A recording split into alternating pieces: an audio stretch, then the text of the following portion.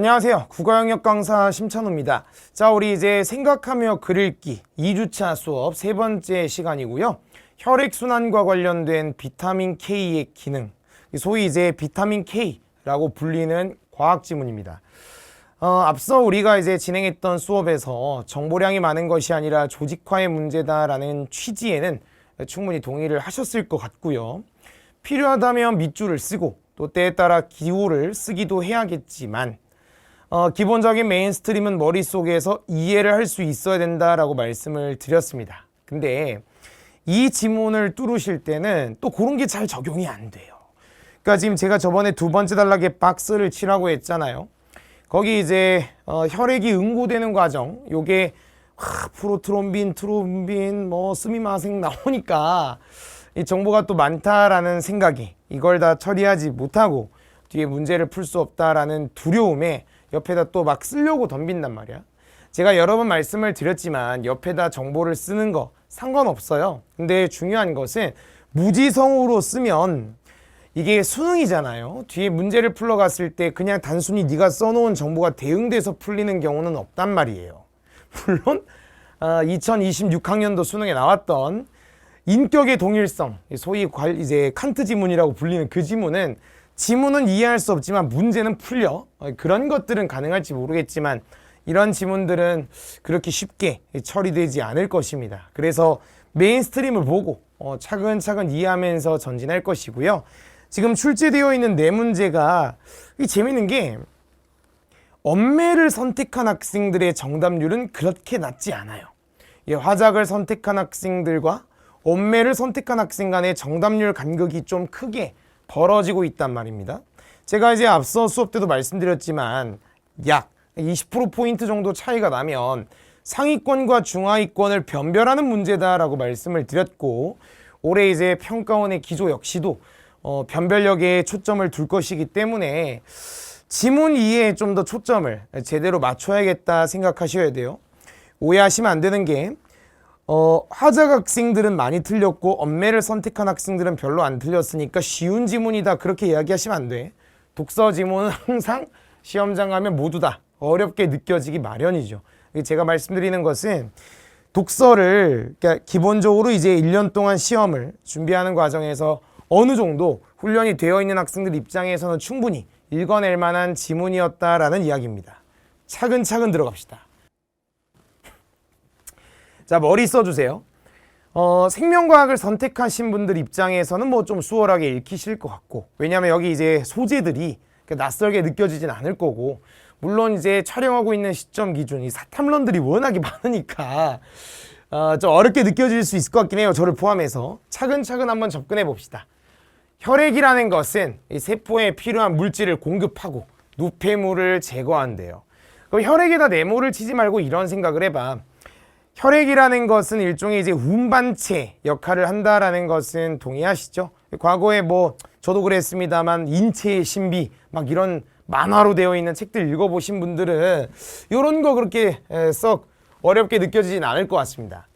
만약에 혈관벽이 손상되어 출혈이 생기면 손상 부위의 혈액이 응고되어, 아시죠? 혈액 손실을 막아야 합니다. 자, 대답 주시죠. 왜 그래야만 하죠? 혈액이라는 것은 기본적으로 세포에 필요한 물질을 공급하고 노폐물을 제거, 운반하니까요. 하는 역할을 하니까 출혈이 생긴다면 혈액이 나가잖아요. 그러면 손실을 막아야 되기 때문에 응고를 해서 막아야 돼. 충분히 동의할 수 있다고. 혈액이 응고되는 것은 섬유소 단백질인 피브린이라는 것이 모여 형성된 섬유소 그물이 혈소판이 응집된 혈소판 마개와 뭉쳐 혈병이란 덩어리를 만드는 현상이다. 제가 이제 수업 때 농담 삼아 그런 이야기 하죠. 저는 페브리즈는 알아도 피브린은 잘 몰라요. 그러니까 여기 나오는 말들이 저한테 그렇게 익숙한 소재로 다가오지 않는단 말이야. 근데 이건 되지. 잘 보쇼. 섬유소 단백질인 피브린이라는 것이 모여 그물이 형성됐지. 혈소판이 응집돼서 혈소판 마개가 만들어졌지. 그래서 얘네 둘이가 뭉치면 혈병이란 덩어리가 돼서 응고가 된다라는 거잖아요. 그러면 저는 앞에 저희 반추위 미생물 지문할 때도 경험했습니다만 저는 이거를 기억하려고 덤비는 것이 아니고 혈액이 응고되는 과정이 이거구나. 그 응고가 된다면 출혈을 막을 수 있게 되겠군 라고 하고 넘어간다고. 만약에 뒤에서 혈액 응고 과정에 대한 이야기가 부연상술로 따라와 준다면 여기를 다시 올라와서 읽고 내려가서 정보를 대응하면서 전진해 갈 생각이야. 무슨 말이냐면 이거를 지금 다 기호를 써가지고 옆에다 정리하는 게 수능이 원하는 독서가 아니라 이 말이야. 이해하셨죠? 갑니다. 혈액의 응고는 혈관 속에서도 일어난대요. 그러면 말해보세요.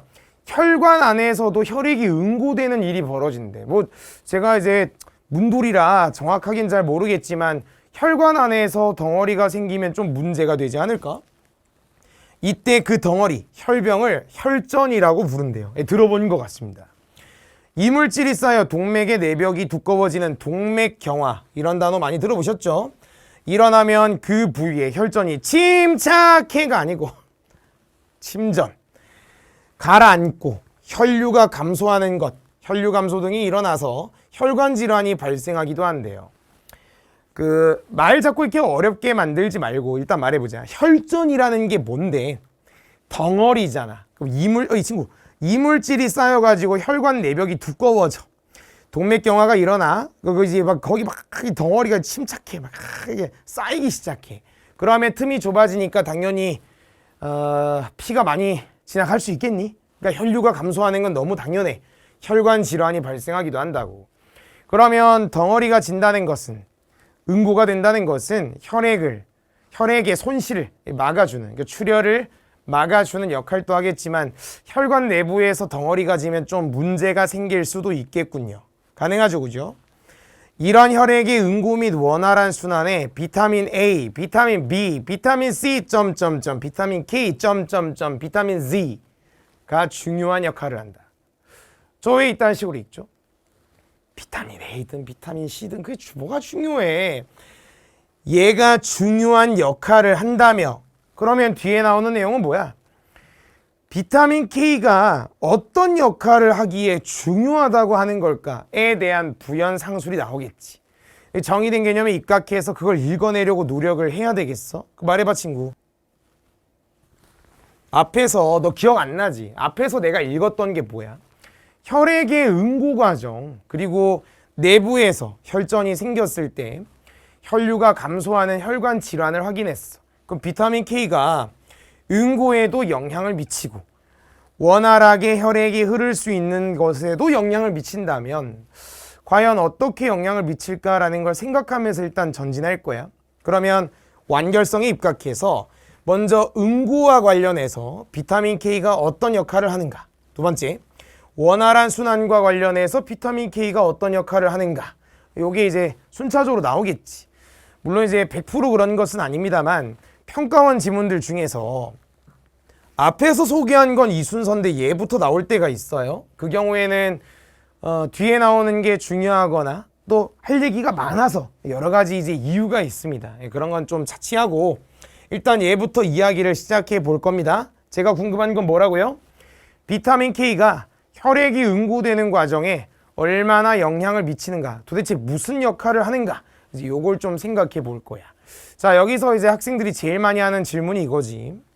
선생님, 비타민 K가 혈액의 응고에 영향을 미치나 보네요. Yes. 그럼 혈액의 원활한 순환에도 영향을 미치나 보네요. Yes.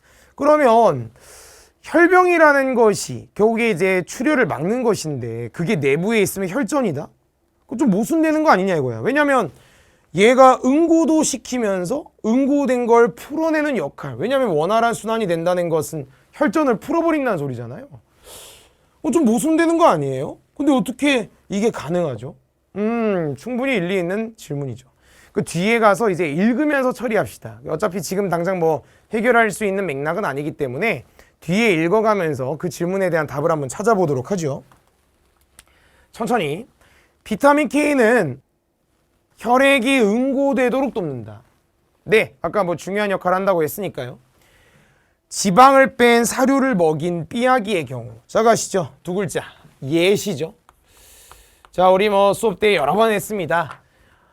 지방을 뺀 사료를 먹인 삐아기에 대한 예시가 나오고 있으니까 무슨 이야기 할 거예요? 비타민 K는 혈액이 응고되도록 돕는다의 예시겠죠. 그러면 지방을 뺀 사료를 먹인 삐아기의 경우 지방에 녹는 어떤 물질이 결핍되어 혈액 응고가 지연된다는 사실을 발견하고 그 물질을 비타민 K라고 명명했습니다. 자, 금방금방 글이 들어오지 않으세요? 지방에 녹는 어떤 물질이 있나 봐요. 요게 없어요. 그랬더니 혈액 응고가 지연되고 있어요. 그럼 말해보시죠. 요 물질은 뭐겠어요? 뭐 이제 예시니까 비타민 K다라는 것을 알 수 있고 비타민 K라는 것은 지방에 녹는 물질이다. 이렇게도 추론할 수 있잖아요. 넘어가는 겁니다. 근데 정말 놀랍게도 이 학생들이 좀 많이 질문하는 게 있어. 그게 뭐냐면 선생님 지방에 녹는 어떤 물질이라면서요. 근데 그럼 어떤 물질이 지방에 녹았다는 것은 없어진 거 아닌가요? 뭐라고 얘기를 해? 그럼 여러분 그 물에다가 소금을 녹였어. 그 소금이 없어졌다, 그치? 그럼 물이 짜지 않겠네. 아니 무슨 말씀하시는 거예요? 여기서 녹는다라는 것은 없어진다가 아니잖아. 그래도 뒤에 이제 칼슘염 관련해 가지고도 그 얘기할 때 이상한 소리 하면 안 돼. 그 거기 뭐야 26번에 칼슘의 역설 관련해서 4번 선지인가? 거기 이제 보면은 뭐 칼슘 어디야? 5번 선지네요. 칼슘이 흡수되지 않았다. 아니 혈액에 녹았는데 흡수 안 됐다 그러면 어떡할 거야? 요거는 저희 그 교재에 복습하기에 보면 자주 나오는 질문 제가 아주 친절하게 써놨으니까 확인해 보세요. 이상한 질문하지 마시고 녹은 건 없어진 게 아닙니다. 정확하게 이제 사라진 게 아니죠. 혈액 응고는 가시죠. 우리 뭐 하고 싶다고? 집중해봐. 비타민 K가 혈액 응고에 어떤 영향을 미쳐? 확인해야지. 혈액 응고는 단백질로 이루어진 다양한 인자들께서 관여하는 연쇄 반응에 의해서 일어난다. 자, 머리 한번 써보자. 문장 다시 읽어. 혈액 응고는 단백질로 이루어진 다양한 인자들이 관여하는 연쇄 반응에 의해서 일어난다. 그러면 너 이 생각할 거 아니야? 일단 기본적으로 여기 있는 인자들께서 관여하는 연쇄 반응으로 인해 혈액이 응고됩니다. 그 소리 아니에요? 가능하지, 그지? 잘 봐, 친구. 나는 요 말을 딱 봤을 때 일단 단어부터 짚어야겠다고 생각했거든. 인자가 뭐야? 그러니까 우리가 이런 것들이 잘 안 돼요. 인자가 뭐야? 원인이 되는 놈. 뭐라고? 원인이 되는 놈. 그러면 이 친구, 요 인자들은 단백질로 이루어져 있는 거 맞지? 그 단백질이야. 그냥 쉽게 얘기해. 그럼 여기 있는 인자들께서는 혈액 응고의 원인이 되는 놈들 맞지? 콜. 그러면 단백질인 인자들께서 연쇄 반응을 겪으면, 연쇄 반응을 하게 되면 혈액이 응고됩니다. 그 소리겠네. 인정하지, 그지? 내가 궁금한 건 뭐라고? 비타민 K가 그 과정에 어디에 개입하길래 중요하다고 이야기하는가? 내가 좌표를 찍어 놓은 것은 그거야, 그거. 확인해 보자. 우선 여러 혈액 응고 인자들께서 활성화가 된 이후, 활성화가 정확하게 무슨 말인지는 모르겠어요. 원래는 요게 아닌데 요게 됐다는 거겠죠. 제가 이제 복습하기의 단어를 이제 찾아놓긴 했습니다만 또 움직이기 시작했다 이렇게 읽으면 되겠네요. 그러니까 원래는 이제 생명체가, 그러니까 생명체 안에서 어떤 조직, 부분 이런 것들이 기능을 한다 이런 뜻인데 그거 됐고요. 여러 혈액 응고 인자들께서 활성화가 되고 그 이후 프로트롬빈, 이거 이제 그 단백질들이야. 프로트롬빈이라는 것이 활성화돼요. 트롬빈으로 전환되고 트롬빈은 혈액에 녹아있는 피브리노겐을 녹지 않는 피브린으로 바꾼다. 옆에다가 지금 이 과정을 다 쓰는 건 어때? 근데 너는 이 과정이 머릿속에 들어오니? 일단은 요건 좀 재밌어요. 요게 그 당시 이제 EBS 연계 지문이었단 말이죠. EBS 연계된 대목이 어디야? 여기입니다. 그러니까 연쇄 반응하는 게 EBS 연계였어요. 이거 먼저 읽으면 이제 도움 많이 될 것 같아. 그러니까 이거를 EBS에서 먼저 봤다고 해서 네가 기억할 수 있는 건 아닌 것 같아. 이렇게 한번 접근해보자. 이거 봐. 난 이렇게 읽어. 잘 봐. 우선 여러 혈액 응고 인자들께서 활성화가 된 이후, 그러니까 이제 움직이기 시작하는 거지. 프로트롬빈이 활성화돼. 그래서 트롬빈으로 전환되고 트롬빈은 혈액에 녹아있는 피브리노겐을 불용성인 피브린으로 바꿔. 자, 친구야 말해보자. 네가 방금 읽었던 이 문장 있잖아. 나는 요게 이해가 잘 안 돼. 왜냐면 난 프로트롬빈이 뭔지 모르고 걔가 트롬빈으로 전환된다는 것도 납득이 안 돼. 근데 알고 있잖아. 지금 요 문장 있죠? 요게 뭘 말해요? 연쇄 반응을 말한다라는 것은 알고 있나요? 지금 우리가 그거 확인하고 있었던 거잖아요. 자, 말해봅시다, 친구. 연쇄 반응인데 이걸 난 기억할 수 없어요. 앞에서 우리 그 혈액 응고 과정도 제가 기억을 못 했잖아요. 그럼 네가 이제 해줘야 되는 건 뭔데? 여기 요 연쇄 반응을 네가 이제 확인했으면 이제부터 힘을 줘야 되는 대목은 비타민 K가 혈액의 응고 과정, 그러니까 요 연쇄 반응에 어떤 영향을 미치지? 도대체 어디에 개입하는 거야? 어떤 역할을 하는 거야?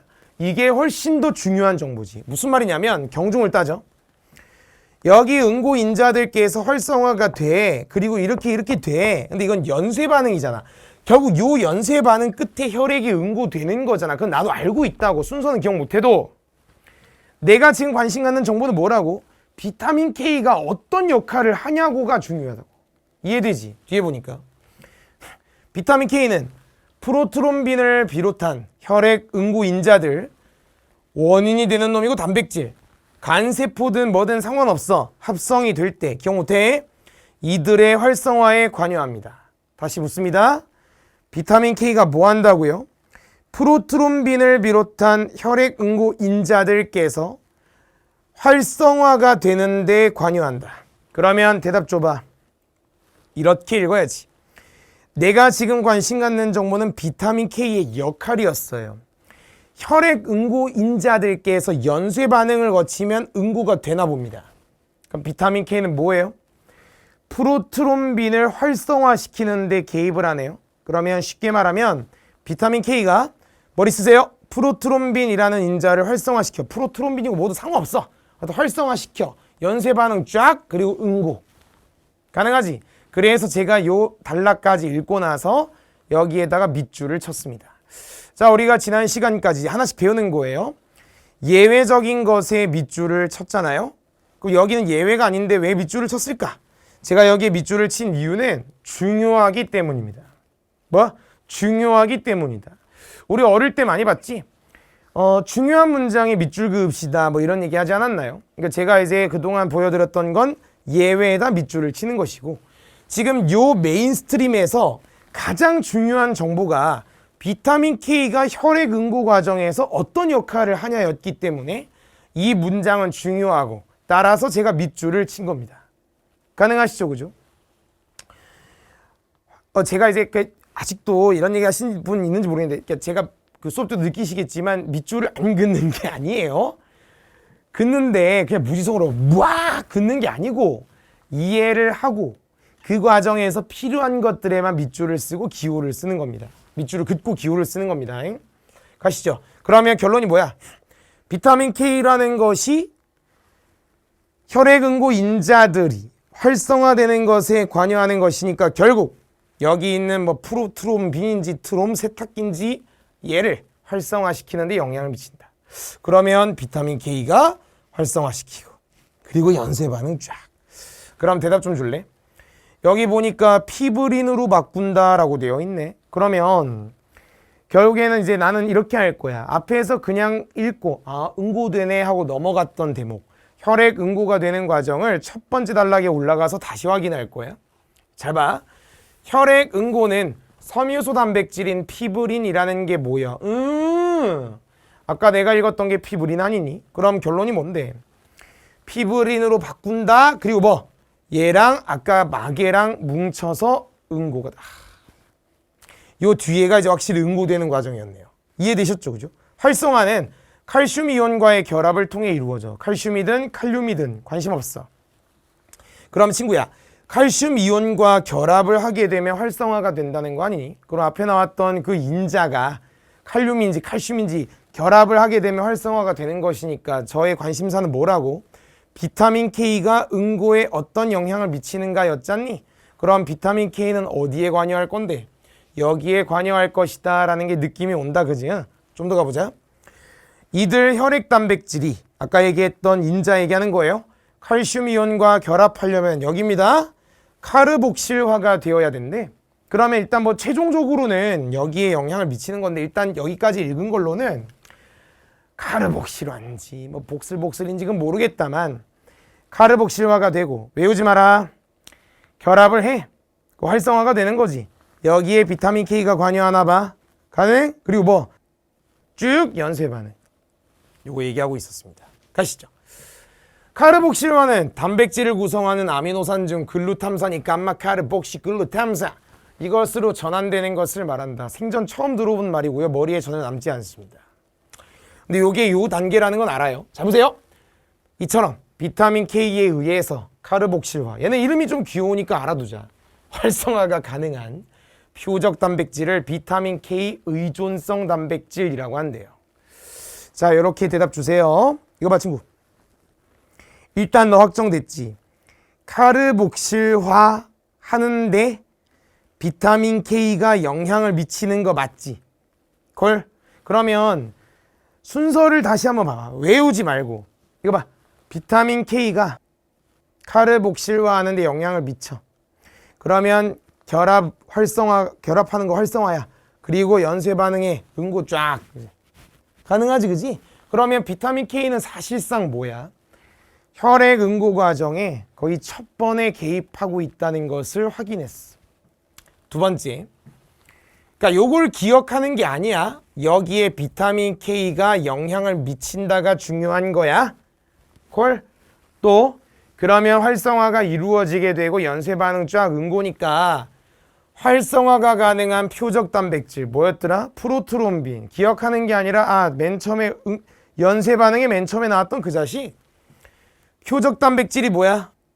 타겟팅 됐다는 거겠죠. 누구에 의해 타겟팅 됐죠? 비타민 K에 의해서 타겟팅 됐죠. 그래서 그 단백질을 비타민 K에 의존하는 성질을 가진 단백질이다. 비타민 K가 있어야 활성화가 되는 단백질이다 라고 한다 이 말이야. 자, 여기까지 읽어내는데 정보에 부담이 그닥 없는 것 같아요. 옆에다 제가 뭘 쓰지 않았어요? 머리 쓰세요, 친구. 비타민 K는 중요해요. 우리 혈액 응고 이야기하고 있었어. 아직 하지 않은 게 뭐야? 내부에서 혈전이 생기는 거, 그걸 풀어내는 것과 관련해서 아직 얘기가 없었다. 다시. 비타민 K가 그럼 어떤 역할을 할까? 응고에 어떤 영향을 미칠까 쓱 봤더니 비타민 K에 의해서 복실복실이 되고 활성화가 돼. 칼슘인지 칼륨인지 기억 안 나? 그게 되고 나서 활성화가 되면 쫙 이제 연쇄 반응과 응고. 기억하는 게 아니라 서치야. 가능하지? 이 정도는 할 수 있잖아. 그러면 맨 처음에 활성화가 되는 그 친구는 비타민 K가 있어야 활성화가 되는 친구니까 비타민 K에 의해서 의존하는 성질을 가진 단백질이다 이렇게 말할 수 있겠네. 안 어렵잖아. 비타민 K는 식물에서 합성되는 비타민 K3와 동물 세포에서 합성되거나 미생물 발효로 생성되는 비타민 K9이 있대요. 뭐 하시는 거예요? 아니 지금 K3든 K9이든 그 뭐가 중요하냐고. 니네 둘이가 뭐라는 게 핵심인데 비타민 K라는 게 중요하지. 가능해? 그럼 비타민 K1, K2 뭐 좀 더 읽어보긴 해야겠지만 둘 다 비타민 K니까 뭐 할 건데 응고하는데 영향을 미칠 것이다 이 말이야. 너 혹시 이런 거 기억나니? 식물의 합성대 동물의 합성. 야 친구야 이거는 서치하는 거지. 유독 요 지문은 좀 서치가 많네. 그러니까 서클이 좋은 지문은 아니다 이 말이야. 우리가 앞서 경험했던 지문들에 비해서. 근데 서치는 필요해 분명.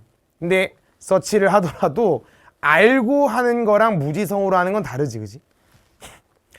녹색 채소 등은 비타민 K1을 충분히 함유하므로 일반적인 권장식단을 따르면 혈액 응고에 차질이 생기지 않는다. 그러면 권장식단만 잘 따르게 된다면 혈액이 응고되는 과정, 거기에는 문제가 생기지 않는다 그 소리겠네요. 조심해. 이거 기억하는 게 아니야. 그렇구나 정도 하시면 되겠어. 그런데 혈관의 건강과 관련된 비타민 K의 또 다른 중요한 기능이 발견되었고 이는 칼슘의 역설과도 관련되어 있어. 자, 이제 또 다른 이야기가 나오고 있네. 일단 그러면 말해봐. 칼슘의 역설 이야기할 거고 그 역설 확인한 뒤에 비타민 K가 어떤 역할을 할까에 초점 맞춰야겠지. 나이가 들면 뼈 조직의 칼슘 밀도가 낮아져. 아씨 공감돼. 부피분의 질량. 골다공증이 생겨요. 밀도가 떨어져. 텅 비었어. 이를 방지하고자 축자저금이 파악하시죠. 칼슘 보충 약제, 보충제를 섭취합니다. 그럼 말해보자. 친구. 칼슘 보충제를 섭취하게 된다면 어떤 일이 벌어질까? 칼슘의 밀도가 올라가겠네. 골다공증을 예방할 수 있겠다. 가능하잖아. But 칼슘 보충제를 섭취해서 혈액 내 칼슘 농도는 높아지지만 보충제 섭취했으니까요. 골밀도, 뼈의 밀도는 높아지지 않고 혈관의 벽에 칼슘염이 침착되는 혈관석회화, 돌이죠. 진행되어 동맥경화 및 혈관 질환이 발생하는 경우가 있다. 여러분, 그러니까 이제 문돌이잖아요, 제가. 이거 딱 봤을 때 무슨 생각 들어? 보충제를 섭취해. 그러면 뼈에 그게 가야 되는데 안 가고 혈액 안에만 녹아서 칼슘 농도는 올라가. 근데 내가 기대했던 골밀도는 높아지지 않네. 그럼 어떤 일이 벌어져? 혈관벽에 칼슘염이 침착되는 석회화가 진행돼서 이런 문제가 생겨. 그러면 우리 지금 앞에서 내가 경험했던 혈액 응고 말고 혈전과 관련된 얘기를 하고 있다는 느낌은 오니? 그럼 비타민 K가 그 문제를 해결해 주겠네? 그럼 비타민 K가 어떤 역할을 하게 될까? 여기에 초점 맞춰야겠네? 그때 나오는 정보가 굉장히 중요한 정보겠네. 출발. 혈관 석회화는 혈관 근육세포 등에서 생성되는 DMZ, 제가 알고 있는 건 DMZ밖에 없어요. 군대 갔다 왔습니다. 단백질에 의해서 억제가 되는데 이 단백질이 비타민 K 의존성 단백질이다. 여러분 MGP가 기억나시나요? MSG 하시죠? DMZ 하세요. 그 뭔 상관이야? 중요한 것은 이거 친구, 여기 있는 요 MGP라는 단백질이 뭔데? 혈관 석회화라는 것을 억제하는 놈이잖아. 그럼 얘 또 단백질이네. 비타민 K, 집중해봐. 비타민 K 의존성 단백질이네. 결론이 뭔데? 비타민 K에 의해서 활성화되는 친구다 이 말이야. 그러면 내가 여기까지 읽고 머릿속에 정리되는 게 뭐야? 비타민 K라는 것은 혈액을 응고시키는데 아주 시작이 되는, 그거를 활성화시키는 영향도 할 것이고, 맨 첫 번에 그 아까 드럼 세탁기 걔는 뭐야? 비타민 K 의존성 단백질. 비타민 K에 의존하는 단백질이라고. 여기 있는 친구도 비타민 K 의존성 단백질이니까 비타민 K가 있어야 뭐 할 건데? 활성화될 거고. 그래야 석회화를 억제할 수 있다. 그 얘기네. 비타민 K가 부족하면 MGP 단백질이 활성화되지 못해 혈관 석회화가 유발된다. 그럼 억제를 해야 되는데 활성화가 안 됐어. 유발될 수밖에 없지. 비타민 K, K2, K1, K2 모두 비타민 K 의존성 단백질의 활성화를 유도한다. 그럼 근데 K1은 간세포에서, K2는 그 외의 세포에서 활성이 높아요. 기억 안 나요? 모르겠어요. 알겠어요. 그래서 혈액응고 인자의 활성화는 주로 K1이, 그 외의 세포에서 합성되는 단백질의 활성화는 주로 K2가. 그럼 자기가 말해줘. 핵심이 뭐야? 비타민 K1, 비타민 K2 얘네 둘 다 비타민 K의 역할을 하는데 혈액응고 쪽에서 활성화는 주로 K1, 나머진 주로 K2. 이제 구분하면 되겠네요. 이에 따라 일부 연구자들은 비타민 K 권장량을 2개로 구분해 설정해야 되고, K2가 함유되어 있는 치즈, 버터 이런 동물성 식품과 발효식품의 섭취를 늘려야 한다라고 권고합니다. 그러니까 여기 이제 조금 민감하게 글을 읽는 사람들이 계시는데, 늘려야 한다. 뭐뭐 해야 한다. 왜 늘려야 돼? 지금 뒤에 문제 나와서 아는 척하는 게 아니야. 나중에 또 써먹어야 돼. 왜 늘려야 해? 부족하니까 늘려야 하겠지. 그러면 이걸 그냥 늘려야 한다고 하고 넘어가는 게 아니라 늘려야 한다고 권고한다고? 잠깐만, K1은 어땠더라? 일반적인 권장 식단을 따르면 괜찮다고? 근데 K2의 경우에는 그렇지 않나 보네? 하고 넘어가시면 능동적인 독자야. 아예 안 해도 문제 가서 해도 돼. 출발.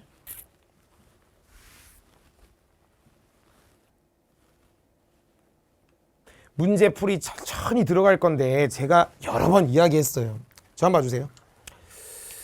결국에는 이제 수능 독서에 나오는 모든 문제는 이런 식으로 되어 있다는 거지. 제가 강조했습니다.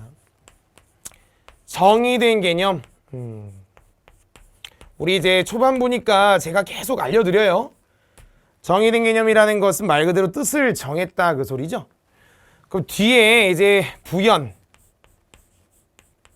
뭐 또 상세한 서술, 장사의 기술 아니고 얘들이 따라 나오겠네요. 평가원이 원하는 게 뭔데요? 결국에 여기 있는 정의된 개념, 부연상술, 얘들을 이제 이해하고 납득하는 게 핵심이다라고 말씀을 드렸지. 시험의 난도를 조절하는 방식은 간단해요. 부연과 상수를 삭제하거나 정의된 개념을 삭제하는 경우가 있다라고 말씀을 드렸습니다. 그 뭐 이제 시험에 따라 다르겠죠. 근데 제가 뭐라고 했냐면 수능에 출제되는 독서 17개 중 어휘 문제 한두 개를 제외한 나머지 문제들은 100% 뭐를 물어본다. 정의된 개념을 물어본다라고 제가 말씀을 드렸습니다. 그러니까 선택지를 뚫어가시는 과정에서 선택지를 독해해. 그리고 네 머릿속에 남아있는 정의된 개념을 대응하는 거. 요거 할 수 있어야 돼. 근데 만약에 머릿속에 정의된 개념이 떠오르지 않는다. 뭔가 잘 와닿지 않는다. 그러면 닥치고 바로 서치하러 올라가셔야 돼. 어디로 서치해야 되는지도 너 알고 있을 거야. 가능하죠? 갑니다. 자, 천천히 읽어보자. 혈전이 형성되면 섬유소 그물이 뭉쳐 혈액의 손실을 막는다. 자, 친구들 고개 들어보시죠. 여기 보시면 선택지를 봤을 때 와닿지가 않아. 그럼 차근차근 해봐. 혈액의 손실을 막는다라는 것은 무슨 말인데? 혈액 응고를 말하는 거 맞지? 필요하면 서치할 거야. 근데 뭐라 되어 있어? 혈전이 형성되면 그물이 뭉쳐서 응고가 된다라는 이야기인데 지금 선택지가 내가 알고 있는 혈전은 덩어리거든. 그럼 얘가 형성되었을 때 이렇게 되나? 안 되면 서치해 보는 거야. 보니까 뭐라 되어 있어? 혈전이 형성돼서 그물이 뭉치고 응고가 되는 게 아니고 일단 대충 말하면 그물이 뭉쳐 덩어리가 만들어져. 그러면 손실을 막네. 그러니까 일단 요 관계는 틀렸어. 1번이 정답이야. 두 번째, 혈전이라는 것은 혈관 내부의 덩어리를 말하지. 그러니까 혈전이 아니고 혈병이라고 말하는 것이 맞겠지. 괜찮아? 세 번째, 그러니까 바뀐 거라고. 요게 뭉쳐서 이렇게 되는 거야. 혈병. 두 번째는 뭐야? 섬유소 그물이 뭉쳐서 되는 게 아니고 거기 뭐라 되어 있어? 안 되면 서치해. 섬유소 그물이 이제 피부린이 모여서 뭉쳤죠. 섬유소 그물이 혈소판 마개와 뭉치는 것이니까 그러니까 섬유소 그물 혼자 뭉쳤을 때 응고가 된다. 그렇게 말하기는 좀 어렵겠네요. 가능하죠? 2번입니다. 1번 답이에요. 찍고 가실 거야. 혈액의 응고가 이루어지려면 마개가 형성되어야 돼. 안 되면 서치해. 저도 했어요. 물론 찍고 갔지만. 혈관의 손상 부위에 혈병이 생기려면 너 누구니? 덩어리지? 혈소판이 응집돼야 돼. 네, 요거 서치하면서 해결됐습니다. 같이. 혈관의 경화를 방지하려면 이물질이 침착되지 않게 해야죠. 그잖아. 그럼 혈류가 감소하는 문제가 생길 거니까. 5번. 혈관 석회화가 계속되면 혈류의 변화가 생겨. 감소하게 되지. 감소. 인정. 자, 이제 칼슘의 역설입니다. 저는 뭐 이런 문제 풀 때 일관된 원칙을 갖고 있는 거 아시죠? 칼슘의 역설 우리 지문에서 이해했어요. 먼저 말하시죠. 무슨 역설이었어? 골다공증이 발생할 수 있어. 골밀도가 낮아. 그래서 칼슘 보충제를 섭취했지. 문제는 뼈의 밀도가 올라가지 않고 칼슘 보충제 졸라 들이부었어. 칼슘에, 그러니까 혈액에 녹아있는 칼슘의 농도가 올라가. 골밀도 높아지지 않고. 그 얘들이 이제 침착되면서 문제가 생기는 거잖아. 그러면 칼슘의 역설이라는 것은 제가 아까 얘기했던 그대로 머릿속에 가진 채 선택지를 훑을 거야.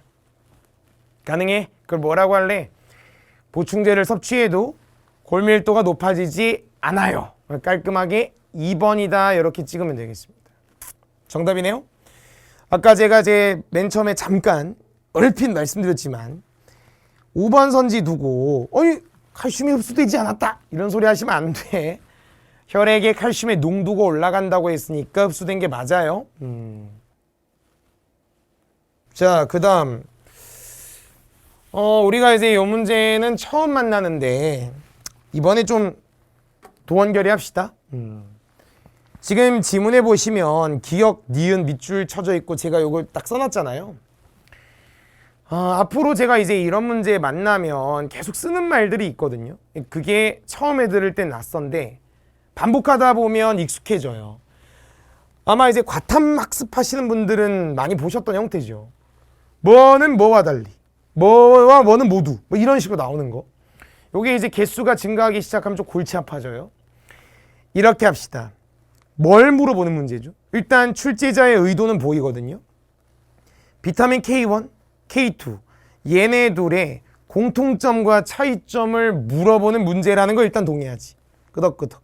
그러면 지문 읽으면서 공통점, 차이점, 앞글자 따서 공차 거리면서 물론 이제 수험적 머리가 샤프하신 분들은 되겠지만 일반적으로는 잘 안 돼요.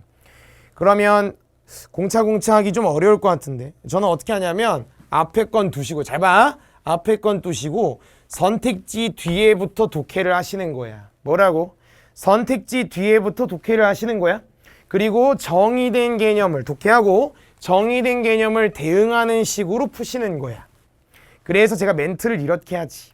출제의 의도는 공통점, 차이점을 묻는데 지문 읽으면서 공차 거리지 마시고 선택지 뒤에부터 독해하고 정의된 개념 대응한다. 이해되셨어요?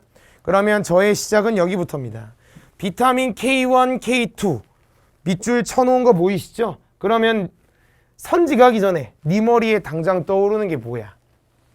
얘네 둘은 모두 비타민 K야. 주덱에 관여하는 게 달라. 끝. 내가 알고 있는 게 이 정도야. 출발. 우리 몸의 간세포에서 합성된다고 돼 있어. 전혀 기억나지 않아. 근데 어디로 가야 되는지는 알고 있거든. search. 세 번째 단락에 보니까 K1은 식물, K2는 동물이라고 되어 있네.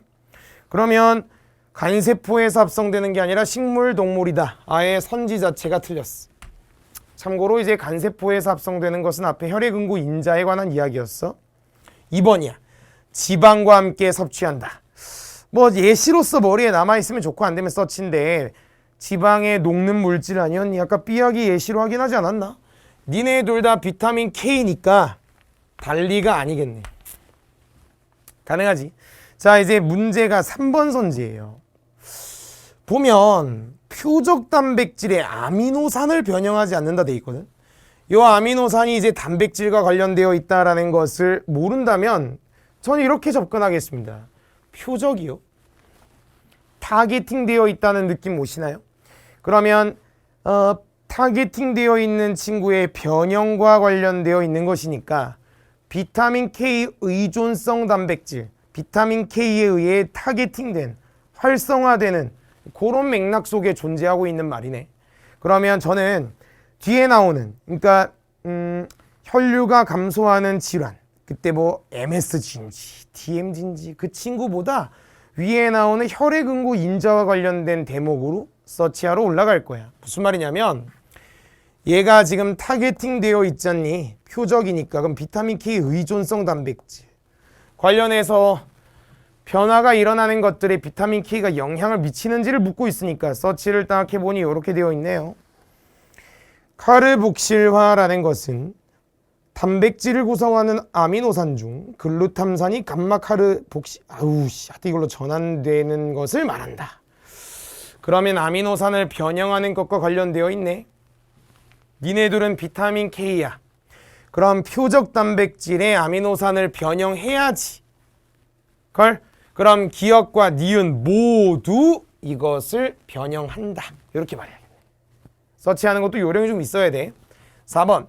표적 단백질의 활성화 이전 단계에 작용한다. 말해볼래?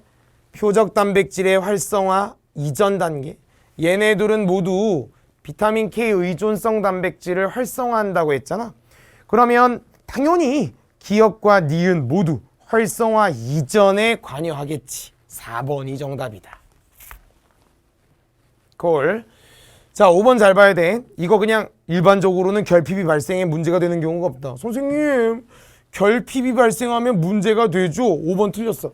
그러니까 그렇게 푸는 건 이제 뒷걸음질 치다가 쥐잡은 격이고 우연히 맞힌 거고, 정확하게는 일반적으로는 결핍이 발생하지 않습니다. 이걸 물어보는 거죠. 안 되면 서치하는 거지. 비타민 K1은 어때요? 권장 식단을 잘 따르면 문제가 되지 않지만 니은 K2의 경우에는 섭취를 늘려야 한다. 권고를 그렇게 했잖아. 그러니까 틀렸어. 가능하죠, 그죠? 좋습니다. 자, 이제 마지막 문제네요.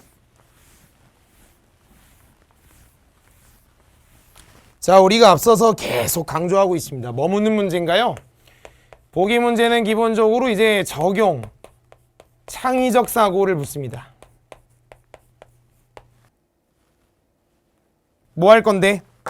제가 말씀드렸던 것처럼 지문에서의 정의된 개념을 보기의 사례에 적용한다. 그걸 바탕으로 나오는 선택지는 창의적 사고를 묻는다. 제가 이렇게 알려드렸습니다. 그럼 가보실까요? 가만히 보니까 뭐 와파리, 해파리, 뭐 스미마생 나오는데 보니까 간단하네. 트롬빈에는 작용하지 않고 비타민 K 작용을 방해하고, 여긴 작용하지 않고 이건 분해하고. 그러면 앞에 것은 관심이 없고 뒤에 방해하고 분해하고 억제하는 것에 초점 맞춰서 서치하면 되겠다. 출발. 가 이야기하고 있네. 잘 보시오. 지금 혈전으로 인한 질환이지. 그러면 얘는 혈병의 일종이고 혈관 내부에 관한 문제니까 보세요. 가의 경우 비타민 K 작용을 방해했어요. 그럼 어떤 문제가 생겨? 비타민 K라는 것에 의해 혈관 석회화를 억제하는 그런 단백질 활성화 가능했잖아. 근데 얘가 방해가 되면은, 작용을 방해하면 억제가 잘 안 되겠네. 그럼 석회화가 유발될 수 있겠네. 1번 맞아요. 가능하죠? 좀만 생각하면 돼. 2번 어때? 스미마생은 어때요? 피브린을 분해한다. 피브린이 뭐였더라? 피브린 이후에 응고가 되는 거였네. 그럼 이걸 분해한다는 건 무슨 말이야? 응고가 안 되게 만들겠다, 그 소리네. 그러면 이미 뭉쳐있던 혈전 풀어질 수 있도록 할 수 있겠죠. 가능하지, 그지? 덩어리를 풀어 헤칠 거니까. 피브린을 분해한다는 건 응고를 못하게 한다는 것이니까 이미 뭉쳐있는 걸 풀어줄 수 있다. 자, 3번 잘 보셔야 돼요. 해파리입니다. 다의 경우 트롬빈의 작용을 억제. 딴 거 다 필요 없어. 트롬빈의 작용. 그러면 거기 이제 지문에 쓱 보니까 트롬빈이라는 것으로 전환돼. 그리고 얘가 피브리노겐을 피브린으로 바꿔. 그러면 뭐라고 읽을래? 트롬빈의 작용을 억제하게 된다면 피브리노겐을 피브린으로 못 바꾸니까 혈액 응고에 장애가 발생할 수 있겠다. 근데 3번에 뭐라 돼 있어? 혈액 응고 인자와 칼슘 이온과의 결합을 억제한다고 돼 있네. 서치해보니까 너 누구야? 이거 활성화라는 거 느껴져?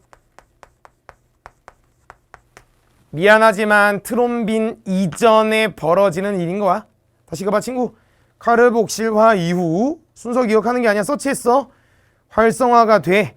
그리고 나서 뭐 쫙 연쇄 반응이었잖아. 그 끝부분에 트롬빈이 있었어. 그지? 그럼 어떻게 되는데, 트롬빈의 작용을 방해한다는 건 이후에 응고가 잘 안 된다는 것이지 그 이전에 인자와 이온이 결합하는 활성화는 억제할 수 없다. 그래서 틀렸다. 3번이 정답. 4번입니다. 비타민 K 작용 방해, 트롬빈 작용 방해. 그러면 피브리노겐이 전환된다. 거기 서치 쓱 해보니까 피브리노겐이 피브린으로 바뀐다고 돼 있네. 그럼 트롬빈 작용 방해하면 무조건이고 비타민 K 방해하면 샹 다 안 되는 거야. 연쇄 반응 자체가 잘 안 돼. 5번 갈까요? 자, 이제 피브린 섬유소 그물의 형성을 억제한다고 되어 있습니다. 그러면 이제 좀 읽으니까 감이 잡히지 않으세요? 이 응고에 관한 이야기야, 응고. 피브린 분해해. 이제 당연할 거고. 다는요, 트롬빈 억제해. 아까 읽었잖아. 그럼 당연히 이제 억제되겠지. 깔끔합니다. 어때요? 여러분이 이제 정보가 좀 많다라고 생각했던 비타민 K 지문 역시도 메인스트림 잡고 천천히, 그 메인스트림이 이제 정의된 개념에 입각하는 것입니다. 요거 딱 잡고 들어가니까 어때? 술술 가죠? 요 정도만 하셔도 충분할 것 같네요. 자, 이렇게 해서 우리 이제 챕터 2 마무리됐고요. 이제 챕터 3에 가시면 수식관계 관련된 지문들 잔뜩 준비되어 있습니다. 차근차근 읽으면서 전진하시죠. 수고했습니다.